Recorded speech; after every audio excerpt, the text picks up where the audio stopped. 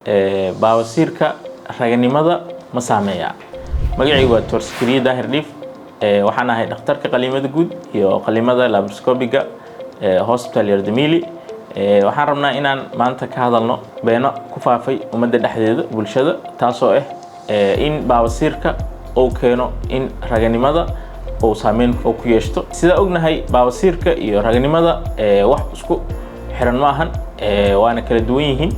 laakiin ummadda dhexdeeda waxyaabo qaldan oo ku faafay oo waxa jirto oo dadka iska dhaadhiciyaan taasoo qofka hadii uu baawasiir isku arko in raganimadiisa ay dhamaanayso ama raganimadiisa ay xun tahay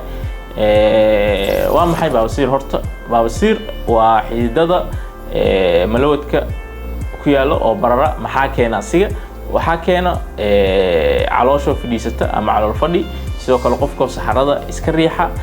waxyaabaha keeno oo waxyaabahaas waaye asigana ma saameeyo ama saameyn ma ku laha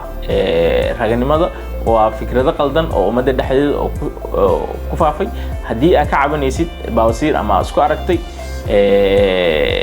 calaamadaha ku garan kartid maxay yihiin calaamadaha baawasiirka lagu garan karo waxay yihiin in malawadka barar aad ku aragtid sidoo kale in cuncun aad dareentid